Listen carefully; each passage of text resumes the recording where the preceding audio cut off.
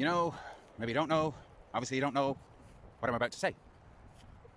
But I know the first line or two of what I'm about to say because I've been holding on to a thought for maybe 5 minutes now. A couple of sentences. And that is, it's a fascinating thing to wander about in a field, wandering about in a field, wondering what it is I'm going to say next.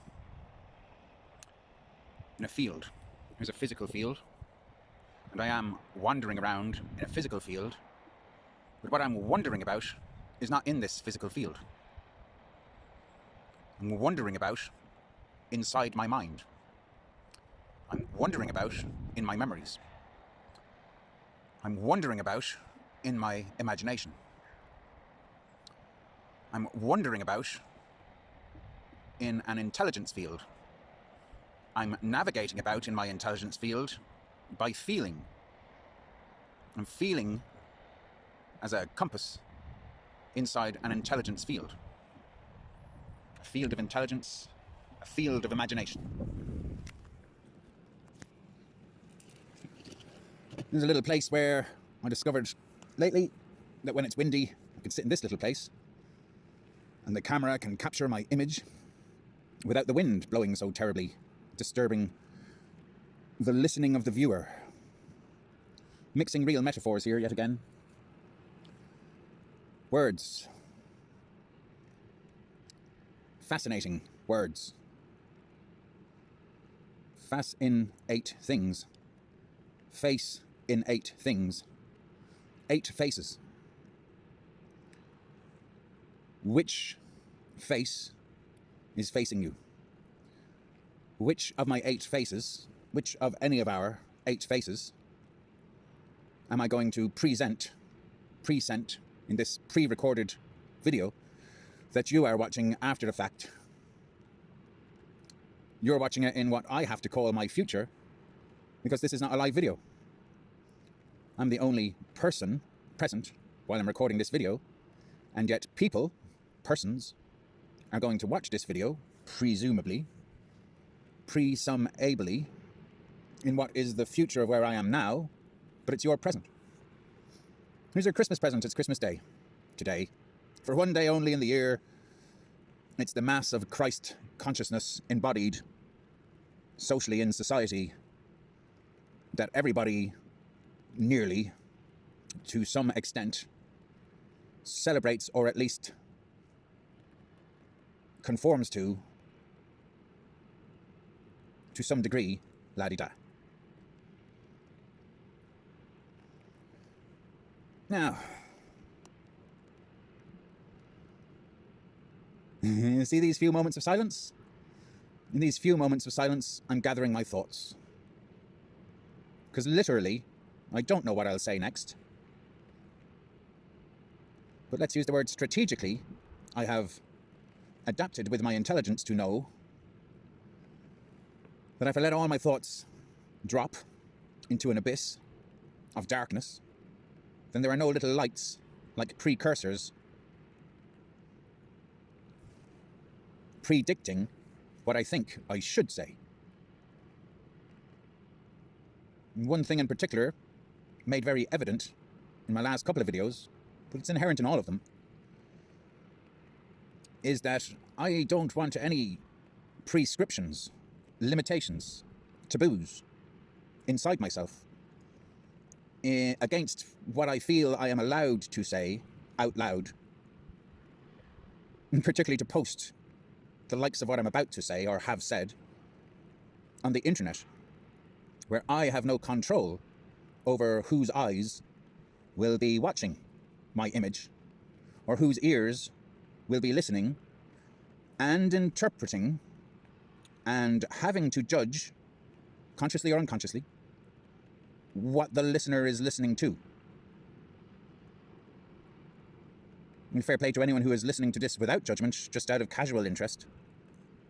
But subconsciously, that conscious process will be occurring no matter what it is one is listening to, whether one is conscious of or not. Judgment is to measure the difference on a scale.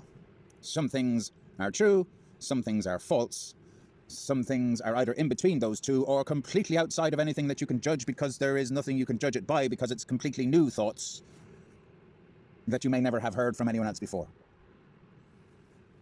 So in a field, there's what you know, what you know you know, what you know you've never gone outside of, and what you don't know is what's outside of what you think you already know. You, me, dodgy words. Not dodgy words, but easy to misinterpret, easy to judge.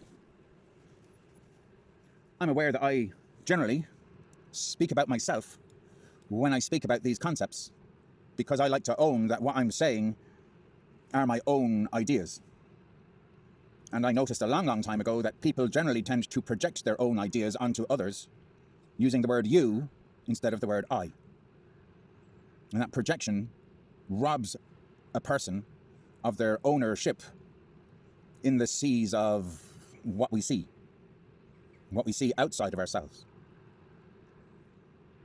When we close our eyes, we're not seeing what's outside of ourselves, and yet, if we give ourselves a chance to, once the eyes are closed for a long enough amount of time, we start to see images anyway, even with the eyes closed. So one can see even in the darkness. For most people, the idea of a third eye is the idea that I'm used to seeing with my two eyes, or even with one eye closed, I'm still seeing the outside with a physical eye. But for anyone with more than half a brain, one can see in one's imagination with logic and thought. One can see what one thinks one knows, and beyond that there's another layer. One can see dreams of things which one does not yet know, or one has forgotten.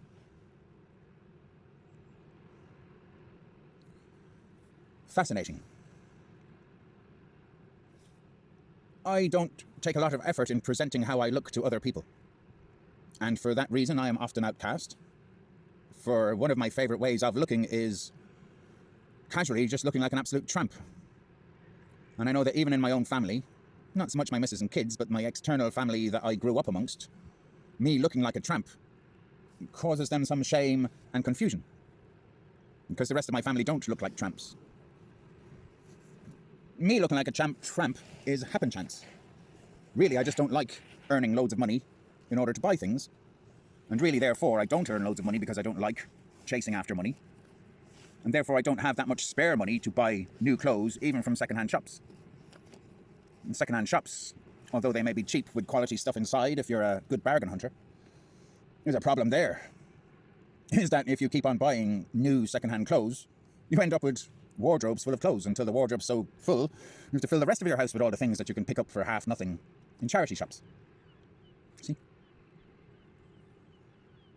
Now, by that method, I have noticed over the years that going around wearing clothes which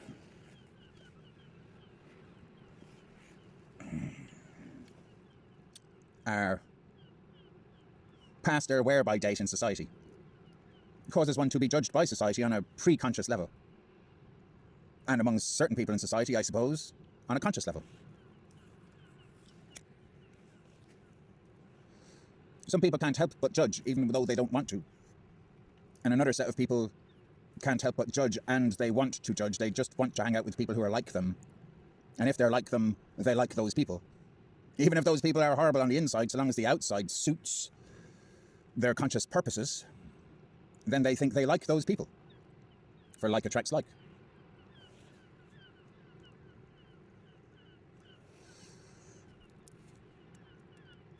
Some intuitively intelligent people will have realized that in those last couple of videos especially, and I've put on the Facebook, which are the two last videos that I recorded, because I'm not really up for editing things. I'm not really up for recording something and then being afraid to show what happened. It's a brave thing to do. And you have to be pretty special kind of stupid to be brave. Strengths are weaknesses and weaknesses of strengths. We're in a polarized world here. To be too intelligent is kind of stupid, and to be stupid is kind of non-intelligent. I mean, but there's a wisdom in being a fool. This is classic esoteric tarot card symbolism.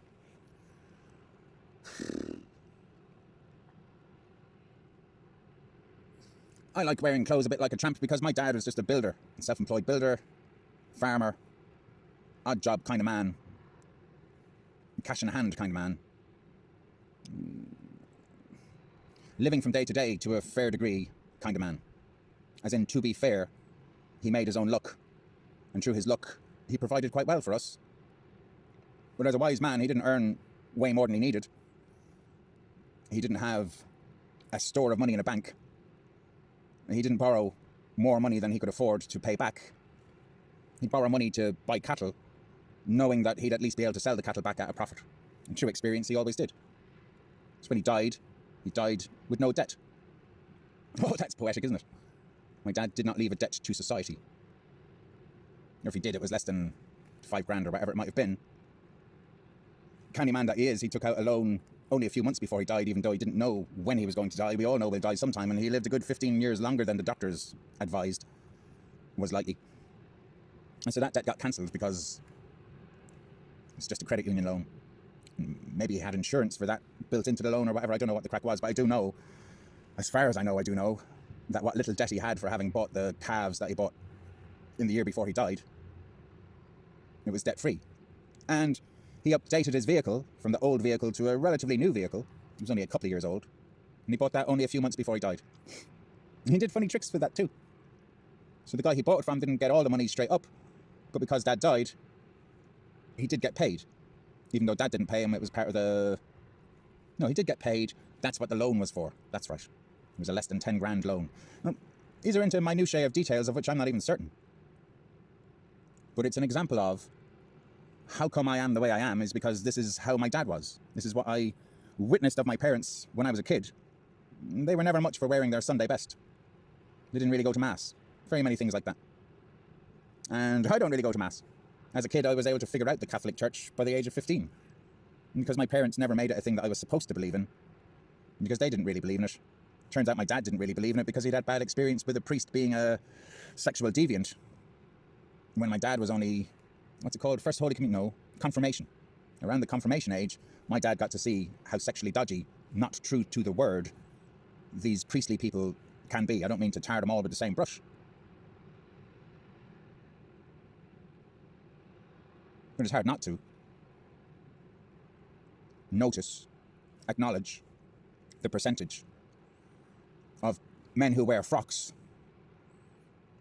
You can finish all those sentences for yourself, I suppose.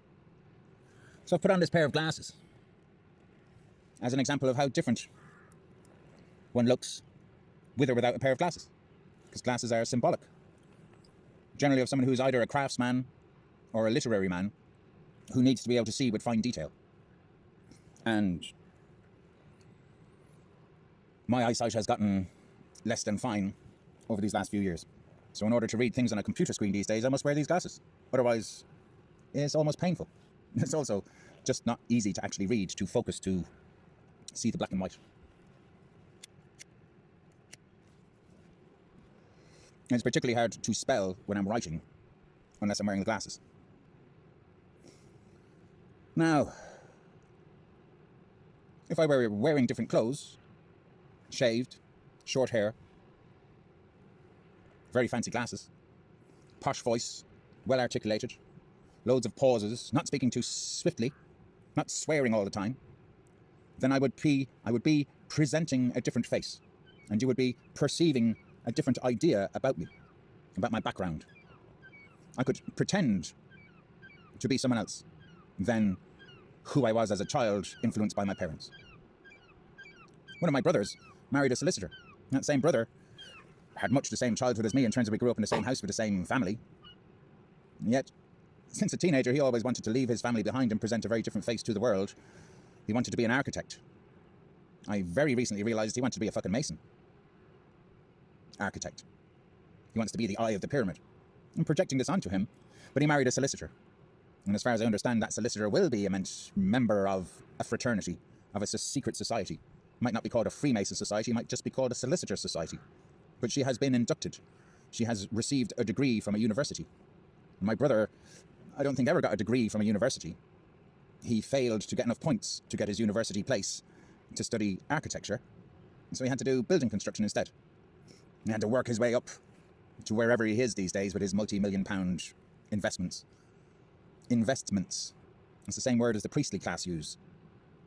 I'm delving very deep into stuff I don't really know much about in the outside world, which is these mental constructions in society, which have built society layer by layer over thousands of years. And that's been a curiosity to me for tens of years, as to how do structures get built over thousands of years in society.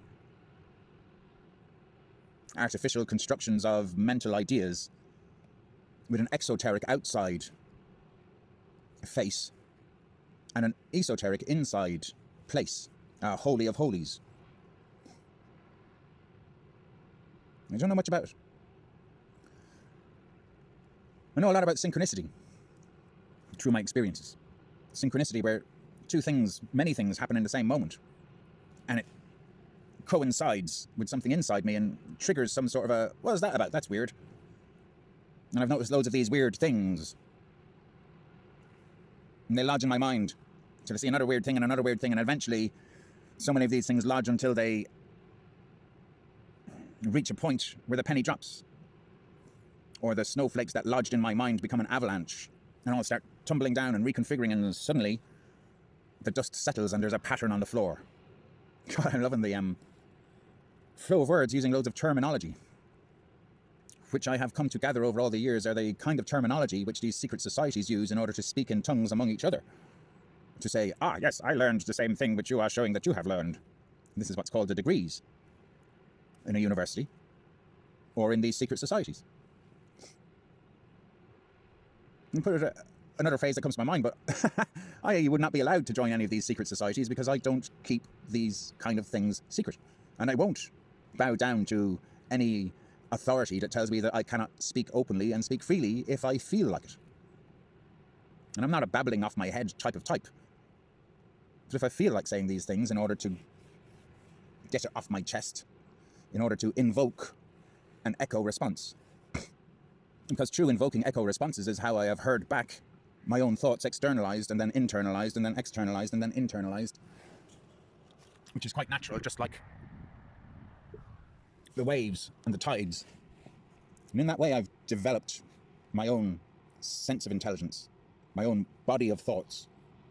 My own mental body is not taught to me by some pre-existing great work of ages. Let's use another one of their externalized phrases.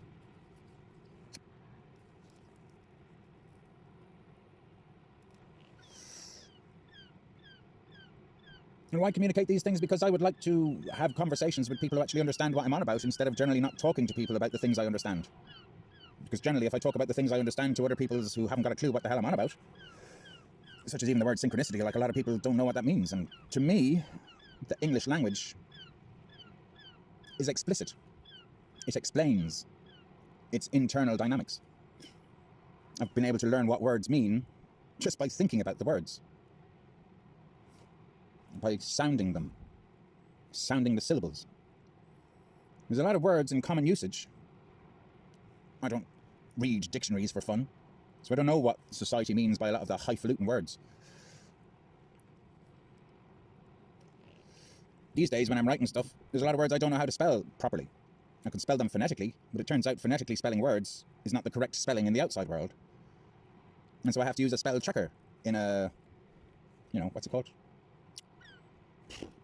The thing that you write in that isn't Facebook or something that's, called Word, Microsoft Word or whatever else. And it has this little spell checker and it puts little red lines underneath words that are not spelled properly, and then you have to wonder, well, what is the proper spelling then? And therefore I go to a dictionary through the Google search to find out what the correct spelling is, and often I'll actually read, what does this word actually mean according to the outside world, and find out that what it means according to the outside world is not really what it means to me, and try and judge that difference to make sense of why is it different. Two words I've looked up in the last couple of days. The first one was God, because I've never actually looked up the word God in any kind of a dictionary to find out, according to the outside world, what does it supposedly mean. And if I remember rightly, it means to call. To call or to invoke. God is a fucking verb. A masculine verb. God is a masculine word, and it's a verb. It's an action. It's something we all do. This idea that we are all gods turns out to be true, literally, so long as you dump all the fluff that people think God means. Old man, white beard, sitting on a cloud, never comes down to earth kind of meaning. Couldn't be further from the truth. If God means to invoke, then we are all godlike because we all invoke. We all vocalize. Even if it's... Even babies vocalize before they've learned language. But I'm so curious about how does one learn language? It's like a program that downloads itself from the inside. Language is more intelligent than the people who speak language. And that's my curiosity about the AI as a god, because AI is invoking something out of us. And vocation, fascinating. To invoke, invocation, vocation, without the in. And this, the word poet never sat easy with me. I didn't think of myself as a poet. I don't like the word poet. It took me a long time until lately to just acknowledge that, yeah, okay, I'm a poet. I just don't really like poems. I didn't really like writing poems. I didn't really like the fact that I kept speaking poetically and sometimes couldn't even stop things from rhyming because it's natural. It flows out from the inside before I can logically stop it, kind of thing. So I shoot my mouth off, sort of thing. I can do. I'm also very good at not doing that. I've learned to keep silent because not everybody needs to hear. Just because you have ears doesn't mean you have to hear everything, and I recognize that people screen out what they don't comprehend and don't accept. And if you insist on speaking stuff to someone who doesn't accept what you're saying, then you end up in an argument, which is a word I must look up because as far as I understand, it's to talk things out.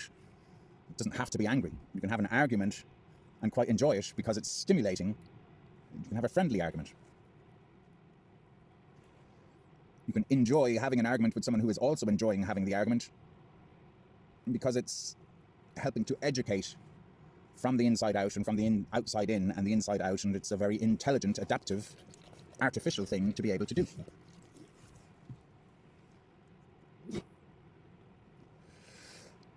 Anyway, synchronicities and AI and adaption and the curious nature of soul drawing out things that are magical ahead of time, bringing things from ahead of time to now. But last night on Christmas Eve, 8 o'clock in the evening, having vowed to kind of stay off Facebook, certainly not to post anything for a week. Because for this next week ahead, or if it takes me a week to post this in the last week that's just been, the sun is unaspected for a week. From around about whenever it is, 23rd, 24th, 25th or something, sometime for about a week, the sun is doing something very unusual in being unaspected. It means none of the other planets are making a angle with it, an aspect. The sun is king of its own world and no one else has a say over what the sun is doing. No one else can hold it back, no one else can push it forward. No one else can even see what the sun is doing directly. It's unaspected. And for that reason, also for the nature of how the 3 days running up to the winter solstice standstill were pushing, and then dropped. And the moon was void, the sun was apparently standing still. Jupiter was right at the very end of the zodiac, at the very last degree of Pisces, and then became 0 degrees of Aries, the whole beginning from the beginning again. I have a phrase for that from my computer science days a decade ago, which is drop the data set, to let the mind empty so that one can feel in the darkness, with no light specifying one thought more important than any other. Turns out that's the great way of speaking in tongues.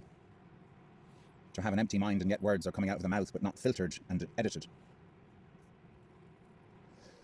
So this example here is that yesterday evening at 8 o'clock, I did have a little look on Facebook and I only got to see the first post because the first post was this ad, this sponsored, suggested thing from the AI Facebook thing, and it's for The Chosen, apparently series 3 of something called The Chosen, which is about the Jesus story being retold.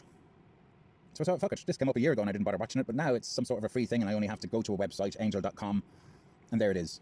You can watch this thing that some other people made about one of my favourite subjects. What's the actual way to interpret the Jesus story? Watching it last night, it dawned on me that certainly the way this film is portraying the Jesus story, it's portraying it in the way, I imagine, the Freemasons present this story. It was all about Jesus is there and he's like, makes no sense, really. It's not so much about Jesus, this story. It's actually about the apostles. I guess that's why it's called The Chosen, because it's saying Jesus chose these guys and none of these guys understood why Jesus chose them. None of these guys knew each other. None of these guys got on with each other. And none of these guys understood a fucking word of what he was saying. And it all just reminded me of the higher echelons of what we're told is 33 degrees. What I imagine these 33 degrees higher understanding people are trying to induct people who understand nothing to begin to understand esoterically. And the second episode, which is as far as I got, but that second episode was about an architect back in the day. His name is Nathaniel. He becomes very famous in the Jesus story, I gather. But he was an architect and a Jew. And he got a job with not the Germans, the Romans. And normally the Romans wouldn't hire a Jew for one of those higher echelon jobs. You see? It's like a native Irish person being hired by an English guy to actually be part of the English system and speaking in the English language and all that stuff. But he was picked up as a 7-year-old because he was really good at maths. And even though he was Jewish, he was so good at maths that they put him into a Roman school and gave loads of money to his dad to educate him. And in his 20s or 30s or whatever it was, he'd gotten his job to actually design what was his dream, which was to build a temple that would really actually raise the consciousness of the people in the temple to bring them closer to God, which I now understand from yesterday, in the few hours before having watched this, that God actually means to invoke. So a building that could invoke in people the ability to feel able to speak in tongues, feel like they could speak in tongues, and resonate with the building, and the building would actually help the individual body to resonate a higher frequency by being in an environment that resonated a higher frequency than the minds of most people's bodies. Wow. Anyway, this poor chap was having difficult. The Romans were making it difficult for him to really succeed because of the racism against the Jews, is how it's presented. And so the building collapsed. Somebody nearly died because he got collapsed on. And this all made me think this is a Freemasonic story. And any of you who've been listening to me for a while know that I'm very curious about who wrote the story. And if Jesus was such a wise man, how come he didn't write it himself? And these subjects are actually dealt with in this The Chosen documentary film thing. Now, it's a film, it's not a documentary, but however, it is about documenting the story, so it is a documentary. Where Jesus ends up in the dock, and this is the bit we're all interested in, or at least me. Why did Jesus end up in the dock, and why did Jesus end up on the cross, and why did Jesus end up put in a position where he was able to apparently transcend death? And it's Christmas Day, and I've got no qualms about posting this particular video, because I'm not really annoying people's heads with stuff they don't want to think about. Because on this day in particular, if you're not thinking about why are we celebrating Christmas just after winter solstice, if you're not thinking about that, I don't mind disturbing you, because these thoughts won't disturb you. You'll have scrolled on by long 40 minutes ago. Do you know what I mean? Dun, dun, dun, dun. But if you're still listening to this, you must be interested in the story, so I'm not annoying your head. It's voluntary to listen to this. It's random to be listening to this. It's a choice to still be listening to this. Nathaniel. At the end of it, Jesus blows the guy's mind by knowing stuff that he couldn't know about this guy's life. Knowing specific details about this guy's breakdown in his life. This guy's personal prayer to God that he said out loud in a place where there was no one else, sitting under a fig tree in the countryside. And in the film, the guy takes out the architectural drawings that he'd made for this temple that collapsed. And he's calling out to God, and he burns the architectural drawing until it's a big pile of ash on the floor, on the ground. And he does this weird thing. After he's cried out and he doesn't get an answer from God, he picks up the ashes and puts them on his head. So he's burned down his previous life up to that point, and from the ashes, he sprinkles the ashes on his head, and then he gets up and walks away. So he's risen from the ashes of his previous life like a phoenix, self-initiated. And his self-initiation, combined with the luck that his friend, Philip, and Philip had been with John the Baptist, or in this they call it John the Geek, which is brave, John the Weirdo. His friend Philip has been out in the wilderness with John for a couple of years, and John says, go to this guy Jesus and become his follower. And this guy Philip goes to Jesus, and Jesus is going to the same town where this guy Nathaniel lives, and Philip asks him, hey, can I pop in and see my friend Nathaniel? And Jesus goes, yeah, take your time, there's no hurry. And Philip goes to see Nathaniel, and Nathaniel is in a mess in himself. He's drinking to try and drown his sorrows, having failed to contact God inside in himself. He's down on himself. Philip turns up at his house, climbs in through the window because the door is closed, wakes up Neanderthal, Nathaniel, from his slumber, talks him around and says, you've got to come meet this guy Jesus, he's different. He's the one that the Jewish tradition has been prophesying for 400 years, according to the scriptures, according to the film. Anyway, at the end of this second episode of The Chosen, Nathaniel does come with Philip to meet Jesus, and Jesus does go, I already know you, even though we've never met in the physical. Blows his brain away that Jesus knows about him making his prayer and making his sacrifice, burning his architectural drawings, putting the ash on his head, rising from the ashes and carrying his invisible cross, his crux of his matter, his failure to accomplish his own will. The not my will but thy will be done in this telling of the story is about the apostles going through what Jesus is going to go through. Fascinating. Fascinating. My battery's going to run up before too long. There's a little low battery notification just came up. And Jesus starts singing Nathanael's praises to Nathanael and telling him essentially that Nathanael is the reincarnation of Jacob, and that Nathanael is going to re-experience in this life what he had already experienced in the Jacob lifetime, which is dun dun dun dun Jacob's ladder, which is a reference to psychotic insight. Psychotic insight of a vision of seeing the angels traveling up and down this pillar of light from heaven to earth, up and forth, what Snakes and Ladders children's game symbolizes. And Nathanael doesn't understand what the hell Jesus is on about. And Jesus says, look, you're going to see man going up and down this ladder. You're going to see the next 2,000 years, and it's going to take thousands of years. And it's put in that words.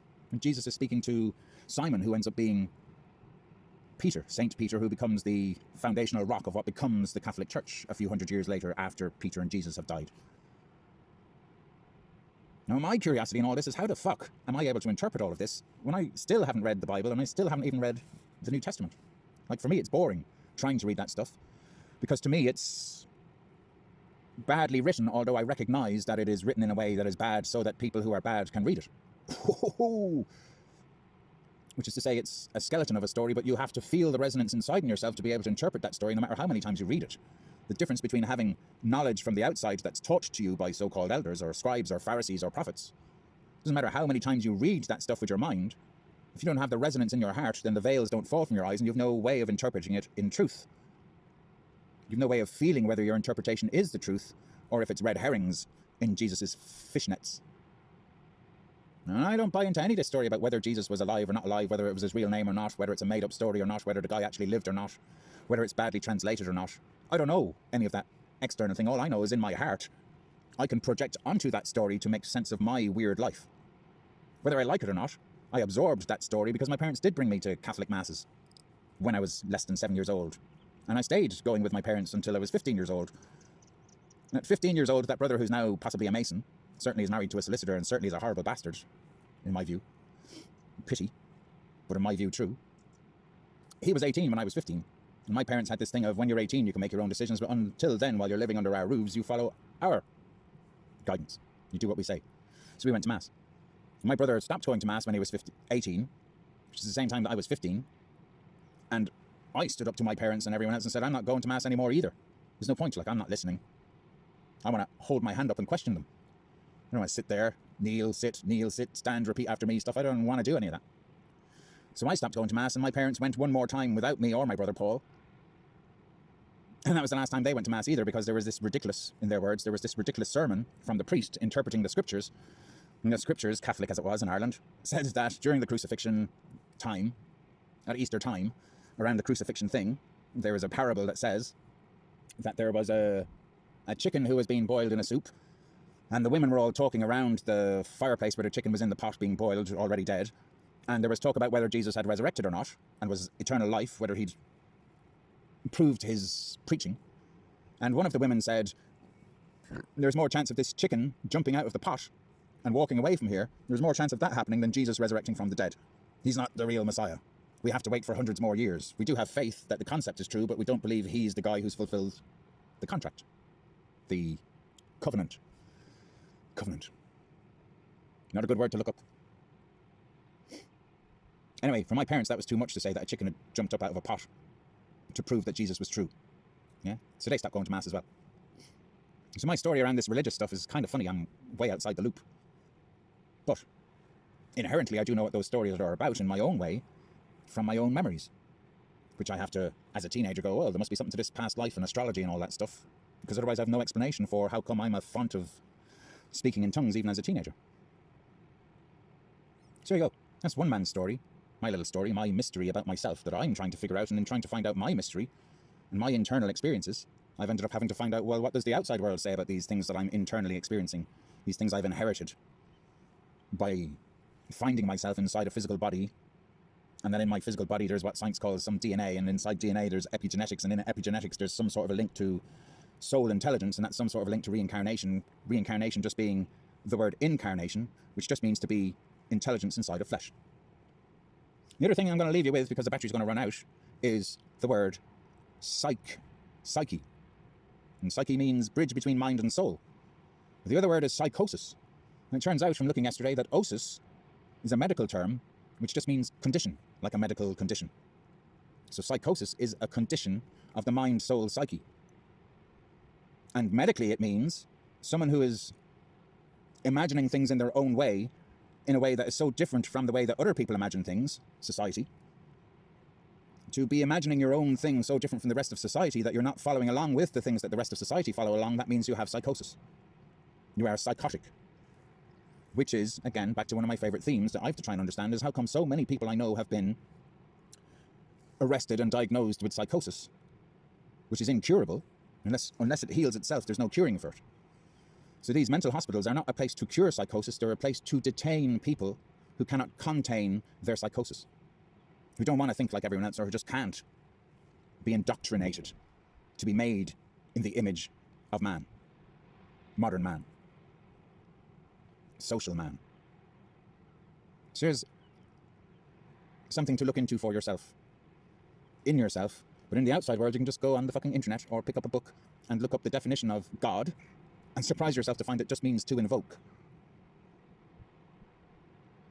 And psychosis, which just means to say words in ways that are different to how people usually speak.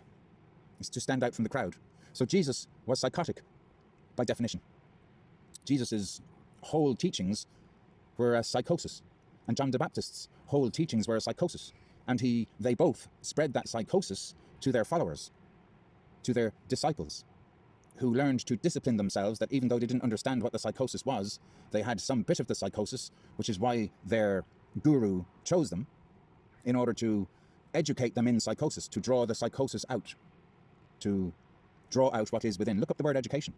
Now you have to look up in etymology, not just the modern, what it's supposed to mean. You got to look up the word etymologically. Not just a dictionary, but an etymology dictionary, where the words originally came from in Latin or Greek or whatever pan-European pre-English languages. Merry Christmas. Merry Christmas. And last thing to say about Christmas, the thing about Christmas is that 3 days after the winter solstice is when the light begins to noticeably, visibly, days start to get longer again. So Christmas is celebrating that the days are getting longer again. And that's the correlation between Christ light and sunlight. And the darkest hour is the hour before dawn. And all that kind of stuff. It's also the coldest hour. And think about resonance. If this resonates with you, then it's the word of God, which is, say, the words I'm invoking, are invoking something in you which resonates, which may contradict what you've been told to believe that the words mean, or the religion means, or you mean, or life means. There's also somebody, that's the lovely man Armin, sent me a video today that was only recorded yesterday. It's one of these chats between a truther and a guy who's transcended the truthers, who just doesn't believe in the truther movement because it's stupid. Movement. Truth doesn't move, kind of thing. Truth resides in stillness. Truth is within. Outside is factual, but that's partial. Partial knowledge resonates partially. Whole truth is beyond anything that the partial understands. Discombobulating. Drop the data set, all those things. Shall I speak for another minute and a half, and then it'll be exactly an hour-long video?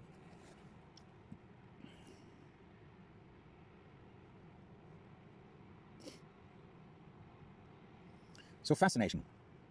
I'm showing a face here, publicly, which normally one can't show for fear of being accused of having psychosis for speaking words in a way that are not generally accepted, changing the generalized meaning of the terms, therefore terminating one's part in society, one's partial place in society. And it's just a different interpretation of all of this Jesus story in respect to Christmas. 2,000 years later, when so many people think that these are the days of Revelation, when people think this is the apocalypse, when people think we're on the cutting edge of something, and where I personally think that time is escalating because something's happening in the magnetic field of the Mother Earth. And the Mother is magnetic, and magnetic holds the whole field, which particles of factual intellect are exploring. Bye. 59.59. 10,000. Bye-bye. Thanks for watching, man. You must be really into this kind of knowledge if you've watched all of this. Thanks.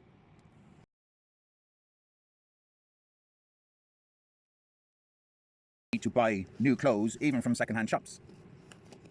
Second-hand shops, although they may be cheap,